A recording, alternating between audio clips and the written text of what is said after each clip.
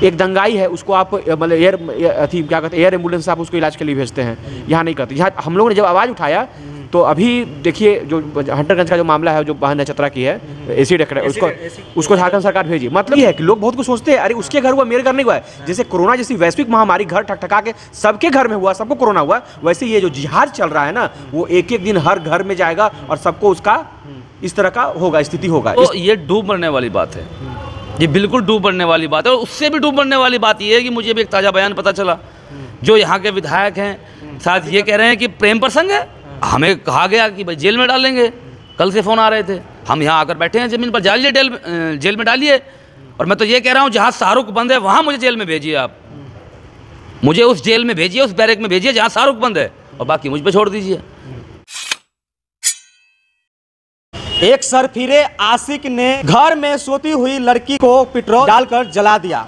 मैं बात कर रहा हूं झारखंड के दुमका की अंकिता की, जिसको शाहरुख नाम के एक लड़का ने घर में सो रही थी अंकिता, खिड़की से पेट्रोल डाल करके जला दिया और अंकिता अंततः अस्पताल में अपना दम तोड़ दी। पूरे देश के लोगों की आंखें नम है। और अभी हम पगला बाबा मंदिर में हैं। पगला बाबा मंदिर जो है ये दुमका में है और यहाँ पर एक भैया हैं जो अनशन पर बैठे हुए हैं। इनकी मांगे हैं कि बहन अंकिता के न्याय में सनातन धर्म प्रेमी अनशन में पीड़िता के परिवार वालों को अंगरक्षक मिले अतिशीघ्र, यानी कि पीड़िता के परिवार वालों को अंगरक्षक मिले अतिशीघ्र। पीड़िता के परिवार वालों के सदस्य को झारखंड सरकार से नौकरी योग्यता अनुसार मिले। 5 करोड़ आर्थिक सहायता झारखंड सरकार दे। दोषियों को फास्ट ट्रैक कोर्ट से जल्द फांसी की सजा हो। ये सब मांगे हैं इनका। और ये अभी अनशन पर बैठे हुए हैं। कब से बैठे हुए हैं आप? मैं अनशन में आज तीसरा दिन हमारा है। आज तीसरा दिन हो गया जी? अच्छा। तीसरा दिन हुआ है। अभी बहुत दूर का सफ़र तय करके हमारे हिंदू हृदय सम्राट आपके सामने उपदेश राणा भाई बैठे हुए हैं। हाँ। जो कि निरंतर करीब कई 10-12 साल से ये ग्राउंड लेवल पर बहुत काम कर रहे हैं हम सनातनियों के लिए। जब इनको पता चला, भैया से बहुत पहले से बात हो रही थी, बड़का गाँव भी आने वाले थे, बड़का गाँव में भी घटना घटी थी, है ना। तो उसमें भी आने वाले थे, लेकिन मामला करीब वहाँ सॉर्ट आउट हो चुका था, है ना। तो 4 मांग को जो आपने पढ़ा, वही 4 मांग को हम लेके बैठे हुए निश्चित भूख हड़ताल पे हम। ये मांग इसलिए है कि इस तरह का आर्थिक चोट झारखंड सरकार को, क्योंकि देखिए ये आर्थिक दंड है, मुआवजा नहीं है, ये आर्थिक दंड है। झारखंड सरकार की वजह से ऐसा हुआ। जब पीड़िता बहन को 24 तारीख को रिम्स में भर्ती किया गया, ठीक है, यहाँ से दुमका की से रांची की दूरी जोड़ ली 350-400 किलोमीटर करीब है। नॉर्मल एम्बुलेंस से गया। अच्छा, एम्बुलेंस आप वहाँ उस समय क्यों नहीं किए? वहाँ जब बहन पहुँची तो आप उसको जनरल वार्ड में क्यों भर्ती कर दिए भाई? आपके पास क्या आईसीयू नहीं था क्या? आईसीयू में आपने भर्ती नहीं किया।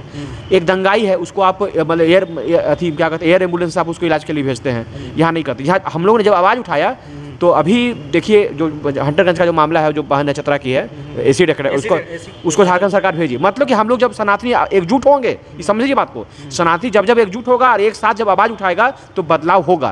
तो इस बदलाव करने के लिए हम लोग यहाँ बैठे हुए हैं। भैया इतना लंबा सफर देखिए, हाथ में इनको देखिए किस तरह की स्थिति है ना, पानी चढ़ाते हुए सब कुछ करते हुए। तो ये सनातनी को एकजुट करने के लिए आ रहे हैं हम लोग। जो आवाज़ है, मेरा एक आदमी का आवाज़ नहीं है, उपदेश राणा बोलते हैं तो एक आदमी का आवाज़ नहीं है, पूरे सनातन का आवाज़ है। ये सबको एकजुट करना चाहता है, ये बताना चाहता है यदि तुम एकजुट जिस दिन हो जाओगे, उस दिन किसी को ना एसिड अटैक होगा और ना इस तरह से बहन को घर में घुस कर पेट्रोल जला कर ये काम करेंगे। इनका मन बढ़ा हुआ है। इनकी गिरफ्तारी होती है तो हंस के जाते हैं। इनको पता है कि मेरे पीछे पीठ थपाने के लिए हेमंत सोरेन है, यहाँ का जो SDPO है नूर मुस्तफ़ा है, वो लगातार 2 साल से 2.5 साल से यहाँ कार्यरत है, तब से शोषण करा है सनातनियों का। एक पक्षीय कार्रवाई करा है, उस पर आप ईडी का छापा भरवा के देख लीजिए, विश्वास कीजिए पूजा सिंगल से ज़्यादा प्रॉपर्टी उसका निकलेगा। और निकल जाता है ना तो सारा प्रॉपर्टी जाकर के आप दे दीजिए अंकिता बहन के परिवार को। इसलिए मेरा ये 4 मांग को हम लेके यहाँ पे बैठे हैं, ताकि आने वाले दिन में ये स्वार्थ बस हम बैठे हैं, उसमें मेरा भी स्वार्थ है। मेरी भी बेटी 4 महीना की है ना। और ये लोग सोचते हैं ना कि आज पूरे देश की बेटी है, हमारी भी बहन है, इनकी बहन है, उनकी बहन है। आज अंकिता बहन के साथ हुआ है, देश के कोई और भी बहन के साथ हो गया तो फिर नहीं, कहने का मतलब वही है कि लोग बहुत कुछ सोचते हैं, अरे उसके घर हुआ मेरे घर नहीं हुआ है। जैसे कोरोना जैसी वैश्विक महामारी घर ठकठका के सबके घर में हुआ, सबको कोरोना हुआ, वैसे ये जो जिहाद चल रहा है ना, वो एक एक दिन हर घर में जाएगा और सबको उसका इस तरह का होगा, स्थिति होगा। इसलिए हम लोग बैठे हैं कि ये चीज़ रिपीट ना हो। अभी हमारे साथ उदेश राणा भैया हैं और काफ़ी दूर से चल करके आए हैं। आप इनके हाथ में देखिए, ये लगा हुआ है इंजेक्शन का पट्टी, और ये बीमार थे लेकिन फिर भी अंकिता को न्याय दिलाने के लिए, अंकिता की आवाज़ बुलंद करने के लिए यहाँ तक आए हैं। क्या लगता है भैया, जल्द से जल्द कार्रवाई हो पाएगा? सर्वप्रथम तो मैं सभी मीडिया कर्मियों से एक गुजारिश करना चाहूँगा, एक निवेदन करना चाहूँगा, जिस दरिंदे ने ये काम किया है उसको आशिक कहना बंद कर दीजिए। आशिक शब्द उसके लिए यूज ना किया जाए, वो आशिक नहीं है, वो दरिंदा है, भेड़िया है, ये लोग आशिक नहीं हैं। दूसरी बात, आज जिस प्रांगण में हम बैठे हैं, भाई अमन जी हैं, कई वर्षों से जो मुझे न्यूज़ मिलती रहती है, कोई भी मामला हो, ये बहुत प्रखर तरीके से अपनी बात रखते हैं और इनका अपना एक तरीका है। तो इनको साधुवाद। यहाँ भाई बैठे हैं, और सबसे बड़ा रोल आपका, जहाँ नेशनल मीडिया कभी कभी आ रहा हो, जहाँ गायब हो, क्योंकि मरने वाली अंकिता है, आप जैसे साथी दिन रात आवाज़ उठा रहे हैं, तो आप विश्वास मानिए इस मुद्दे का भी हल होगा। और जिस सरकार को ये बोध है, अगर सरकार इस भ्रम में जी रही है, तो सरकार को ये सोच लेना चाहिए कि अभी तो विधाई की गई है, सरकार जाने में देर नहीं लगेगी। अगर सनातनी एकजुट होंगे, और सनातनी एकजुट होंगे, नहीं होंगे तो हम करेंगे, और जब तक करेंगे नहीं, जब तक रुकेंगे नहीं। ये जो 5 मांगे 4 मांगे आपने पढ़ी हैं, बिल्कुल अमन भाई ने एकदम सही कहा। ये इसमें हमारा भी स्वार्थ है, आपका भी स्वार्थ है, हमारा स्वार्थ है। इनकी 5 महीने की बेटी है, हमारी भी बहन होंगी, आपकी भी बहन होंगी।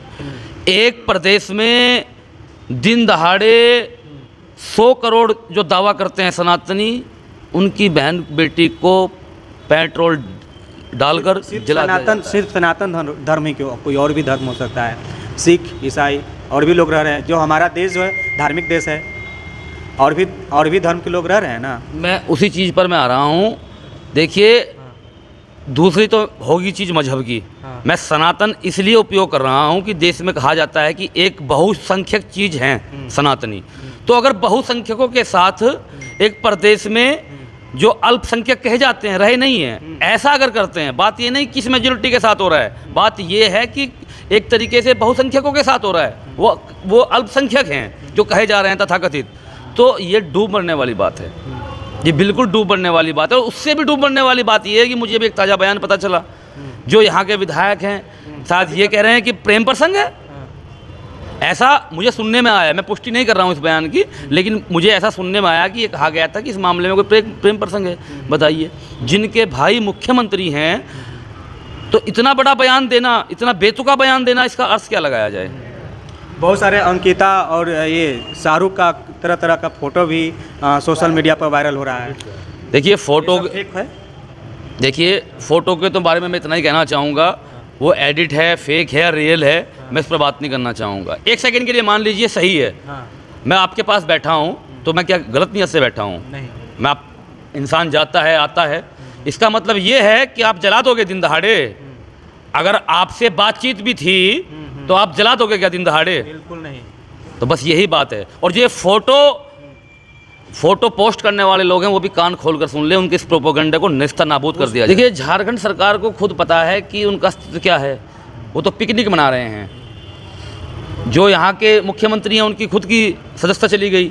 सरकार बचाने के चक्कर में यहाँ वहाँ विधायकों को लेकर फ़ोटो पोस्ट कर रहे हैं, अपना दिखा रहे हैं दलबल। लेकिन मेरा तो ये विश्वास है, अगर सरकार होती भी यहाँ पर पिकनिक पर भी ना गई होती, तब भी वो अंकिता के लिए खड़े नहीं होते, क्योंकि उनको तो नदीम के साथ खड़ा होना है, उन्हें तो नदीम को एयरलिफ्ट करना है। आप देख लीजिए, इनका रिकॉर्ड देख लीजिए आप। मैं पॉलिटिकल पर्सन नहीं हूँ, मैं बिल्कुल साफ कह रहा हूँ आपके चैनल के माध्यम से, मैंने किसी पार्टी की आज तक सदस्यता नहीं ली है, चाहे भाजपा हो, चाहे कांग्रेस हो, चाहे सपा हो। हाँ, मैंने सदस्यता ले रखी है उन सभी देशभक्तों की, चाहे वो किसी भी मेजोरिटी से आते हों, जिनके दिल में राष्ट्र प्रेम है। हमें कहा गया कि भाई जेल में डालेंगे, कल से फ़ोन आ रहे थे, हम यहाँ आकर बैठे हैं ज़मीन पर, जालिए जेल में डालिए।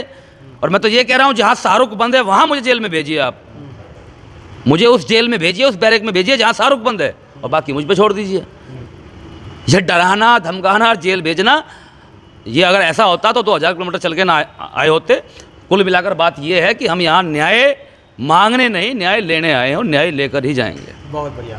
तो ये हमारे साथ उदेश राणा जी हैं, और ये जो है अभी अनशन पर बैठे हुए हैं 3 दिन से, और ये गुजरात से चल कर आए हैं ना, गुजरात से चल कर के आए हैं। आप देख सकते हैं कि ये आपको क्या हो गया था, देखिए ये चलता रहता है और अपना फील्ड ही ऐसा है, लेकिन आपने पूछा इसकी मैं बता दूं। एक्चुअली एक लव जिहाद का मामला मैंने अभी 3 दिन पहले सॉल्व किया था, बड़ा मामला था वो भी। 25 दिन से FIR दर्ज हो रखी, तो काफ़ी घूमना पड़ा था, तो थोड़े पानी की कमी बॉडी में हो गई और मेरे दांत में भी दर्द है, तो उसके इंजेक्शंस भी लगे। अभी फाइल भी मैं गाड़ी में लेकर घूम रहा हूँ, आपको फाइल भी दिखाऊंगा। मुझे डॉक्टर ने बेड रेस्ट की, आप मेरी हालत देख रहे होंगे, बेड रेस्ट की सलाह दी हुई है। लेकिन अगर बेड रेस्ट पर चले गए तो यहाँ जैसे अमन भाई जो सनातनी अनशन पर बैठे हैं, ये देखिए जो 2-2 रुपये 100-100 रुपये करके उस बहन को पहुँचाया हॉस्पिटल रिम्स, देखिए ये क्या समझते फिर कि उपदेश राणा तो सिर्फ फेसबुक पर ही है? नहीं, अपना शरीर बाद में, हम जेल चले जाएँ, मर जाएँ, कट जाएँ, हम सभी सनातनियों का एक ही उद्देश्य है कि हमारे धर्म पर, हमारे राष्ट्र पर और देशभक्तों पर कोई आँच ना आए। कोई भी देश के कोई भी बहन बेटी को, किसी को भी कोई छेड़ता है या उसको मार देता है, रेप कर देता है, तो उसको तुरंत सज़ा नहीं मिलता है। सज़ा मिलता है तो 5 साल बाद, 6 साल बाद, 8 साल बाद। तब तक क्या होता है कि वो परिवार वाले उम्मीद छोड़ चुके होते हैं, काफ़ी पैसा भी खर्च हो चुका होता है, लेकिन न्याय मिलता है तो लेट से मिलता है। ऐसा कोई न्याय नहीं है, कोई ऐसा उसके लिए कानून भी नहीं बनाया गया है। देखिए मैं जानकारी के लिए बता दूं, कानून है, लेकिन उसकी जो पालना करवाने वाले हैं उनकी नीयत सही नहीं है। अभी एक मामला गुजरात में हुआ था, 28 दिन में नाबालिग के बलात्कार दोषी को फांसी दे दी गई।